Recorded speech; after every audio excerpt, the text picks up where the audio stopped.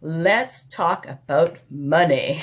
And if you watch all the way till the end of the video, there is a bonus tip, which is very important. So yeah, let's talk about how to manifest more money.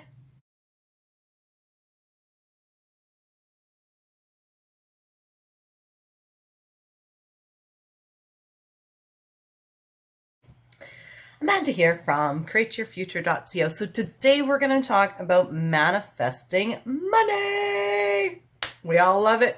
We can all have it because there's abundance in the world. So if you haven't already subscribed, definitely subscribe. Hit the bell icon below because I do put out new videos every Sunday, Wednesday, and Friday, each one of them with the intention that you're going to create something wonderful in your life. So let's dive right into talking about money. Oh, by the way, if you would like coaching, we do have some excellent coaches available. Check out the link in the description below. All of the coaches that are at Create Your Future, Denise, Erika, and Megan, they are actually trained by me, so they know what they're doing, and they're all very successful. So they're amazing. Okay, so how to manifest money. I'm going to share with you what I did because I did come from, a past where I had terrible self-talk about money and just a terrible relationship with money. Okay, so the first thing that I did was I actually sat down and I looked at money as a relationship. And I said to myself, I'm like, what is my relationship about money? What is my self-talk about money? And I started to realize that my self-talk about money was actually quite terrible. I would be worried and have anxiety that I wasn't going to be able to pay a bill. I'd be constantly like checking how much my paycheck would be and adding up my hours to see if it was going to be able to cover my bills. And then I'd be worried, right? And also I would go places to buy things and I'd be like, I don't have enough money. I could never afford that. Like all these things were just like absolutely blocking my relationship with money. So what I did was I sat down one day and I said, okay, look at, what? I need to dump out all my limiting beliefs about money. And I did. I wrote them all out. Pardon me. And I was like, well, money's evil. There's a shortage of money. There's lack. And I just went through every limiting belief that I had about money. And then I turned around and I started making intentions. So I said, no, there's an abundance of money. Money, you have to work hard for it. No, people get money for doing things they love all the time. Okay. So I went through all of these things and created my new list. And then, at that point, I had to apply it to what I actually wanted in my life. So the first thing is I wanted to be out of debt. So I started creating the intention that I have zero debt.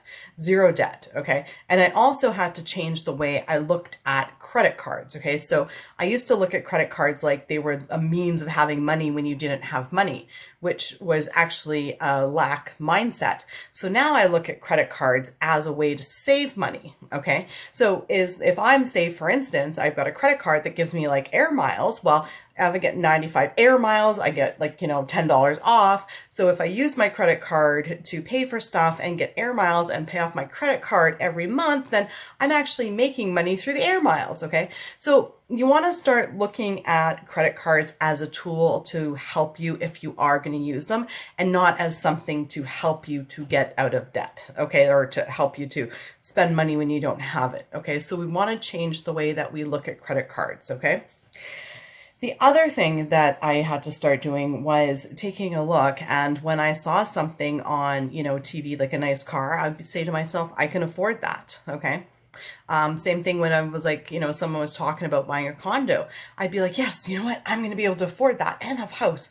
I can afford everything I want. So starting to actually claim when I saw things that I liked that I could actually afford it and I could actually have it. Okay. Even though I wasn't able to at this moment. Okay. Now, the other thing that was really, really, really important to me was to start to see abundance in the world, okay? To start taking a look around and going, you know what? There's lots of money out there and it's going to start flowing my way, okay? That was probably the one biggest thing, because if you feel like money is scarce, then it's going to be scarce. If you say that money is in abundance and everyone's got lots of it, then everyone's going to have it. So taking a look at money like it's actually a relationship, okay? Because you do have a relationship with with money. Okay. So taking a look at what your self-talk is, I deserve to have lots of money. There's nothing wrong with having lots of money. In fact, if I have lots of money, I can actually help people. Okay. People want me to be rich. Okay. So start creating these intentions. I deserve to be rich. I deserve to make lots of money without working hard. Okay. So really start to create them. Now, here's where we get into the nitty gritty. Okay. So when you're creating all this positive self-talk, okay, so you're going to be in one of a couple different categories. So you may have a job with an employer, okay, you may have your own business, or you may just want to manifest random money, okay? So no matter which one you choose, you've got to make sure that your self-talk in those areas is actually, you know, pretty good, okay, in your mental diet. So like, for instance, an employer, let's say, for instance, you have a job. Well, if you've got the story that your employer's cheap and never pays you enough and never gives raises, well, then that's going to block money to come through your employer. So you want to, again, clean up your self-talk about your job, or intend that you find a higher paying job. You know, same thing with your business. So not only is you have your own business, is your self-talk about money dependent, but your self-talk about the value you give to people is also very important. So if you have a business, you're going to want to say things like, you know what, my service is definitely worth every penny that I charge. And people tell me that I actually charge less than most people, and that I'm totally worth it, that I change people's lives, you know? So, you know, take a look at what your self-talk is about your business, and, you know, start creating intentions that, you know, whatever widget you sell or service you sell, that people actually feel like it's a good value and they love buying your service or your product from you. Now, if you're looking for random money, you have to start having a mental diet that, yes, it's possible money can randomly come to you through the lottery and all other places. So self-talk like, you know, it's easy to win the lottery. People win all the time, you know, things like that. Also with the lottery, once I started doing it, it's actually so cool, is every time I like buy a lottery ticket, I say to myself in that moment, I'm like, this is a winner. This is a winner. This is a winner. And I started intending that every lottery ticket was just like a free ticket, free ticket. And that started happening a lot. So I was like, okay, everything's a free ticket. And I said, listen, kick that up a notch, right? Now I've been winning $20 on every single ticket and buying another ticket. Now they're going to be $50 winners. Okay. So, you know, really start to put your self-talk in place and convince yourself that it's possible to win through the lottery. You know, one thing that was really funny is last year, someone for Christmas and my birthday bought me like a pack of 40 scratchies, like, you know, the scratch and wins.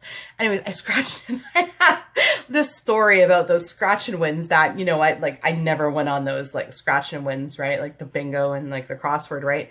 So anyway, so I had these 40 scratchies and I scratched every single one of them and not one of them was a winner. I went to this lottery booth, okay, just to have him double check. Maybe I didn't read the ticket right. And he checked every single one. And he was like, they were all losers.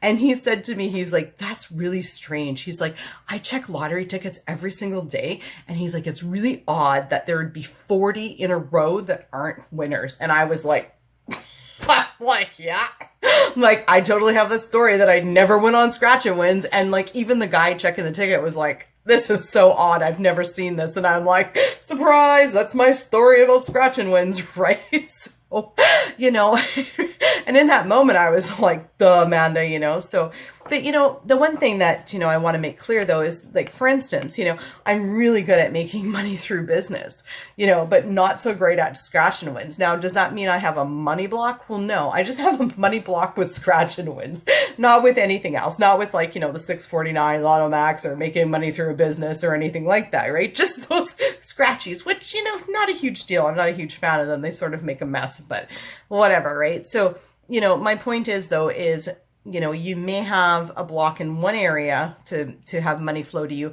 but you may not have a block in other areas. Okay. So like for me, is it worth it for me to intend that those little scratch and wins are always going to be $1 million winners? Well, no, because A, I don't really buy them, and B, I don't care because I do make money in other ways. Right. So it's always a question of, you know, the beliefs that you have about something. You know, do you want to take the time to turn around? Sure, I can turn around that those little scratch and wins are always winners, but I mean, first of all, I don't buy them. I don't like them. Is it worth my time? No. It's more worth my time to start intending, you know, I win that 50,000 on the Lotto Max, or, you know, to put more intentions towards my business and the other, you know, revenue streams that I do have going on, right? So it's always the question, you know, that reminds me, stock market, right? So with a stock market, again, you know, the money that flows in, because it's tied to a company, right? You've got to, you know, everyone as you pushed out, you can create that companies, you know, say and do certain things to raise their stocks. And then, you know, that will have the money flow in. Things like, you know, I always sell and buy stocks, you know, at the right time. I'm very good at the stock market. I know how to read, you know, the stock market. You know, all the companies I invest in are very successful. And if they're not, I know when to sell, you know, and I have a great strategy with that. So, you know, you want to create those intentions around what you create. So basically what I'm saying is that when you manifest money, it isn't just like money flows to me. You also got to watch where the story that you have, either with your employer or with your business or with, you know, the lottery or with like the stock market. You've got to watch the story that you have around that as well, because they go hand in hand. Okay. So unless money is falling out of the sky, okay, which I haven't seen it yet, but it might, you know, you want to make sure that wherever the stream or wherever it's coming from, that you've got a story. Because if you say, well, look, you know what, I make money easily and effortlessly, and I always get raises at work, but yet you've got a story that your boss is stingy and doesn't do it, then those raises aren't going to come through. It's going to block it just from that story with your boss. Okay. Anyways, yes, that was just some random thoughts about money. One more bonus tip is that basically too, when you are wanting to remove your money blocks, is always when you think about future things, always say I have more than enough money. So if, like, for instance, property tax comes up and, like, say it's like, you know, July and it comes up next February, you want to say things like, I intend to have more than enough money to pay for the property tax. I always have an abundance of money.